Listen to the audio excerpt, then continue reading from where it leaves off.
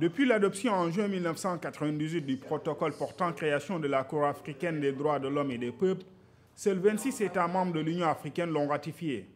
Cette situation explique la visite de sensibilisation au Sénégal des autorités de cette instance judiciaire pour en faire un instrument vivant.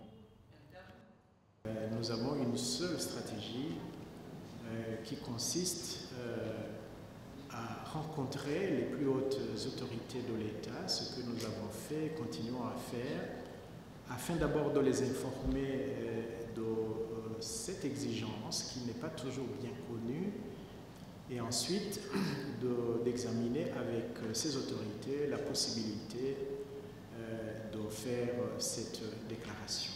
Au Sénégal, ce n'est pas l'exception. Partout en Afrique, si nous sommes aujourd'hui là où nous sommes, nous le devons en très grande partie à l'action des militants des droits humains qui l'ont souvent fait dans beaucoup de pays au péril de leurs risques. Donc je voudrais ici leur rendre hommage. Cependant, à ce jour, seuls 6 sur les 26 États membres ayant ratifié le protocole ont déposé la déclaration permettant aux ONG et individus de saisir directement la Cour.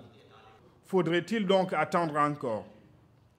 Nous pensons aujourd'hui qu'il faut aller carrément vers la réforme du statut.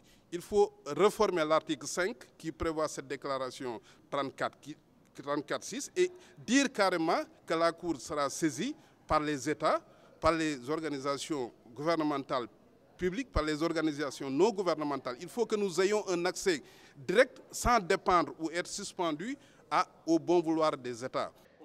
Au terme de cette tournée africaine de sensibilisation, dont le Sénégal en est le 12e pays visité, la Cour s'attend à une déclaration spéciale par les gouvernements, conformément aux recommandations du protocole.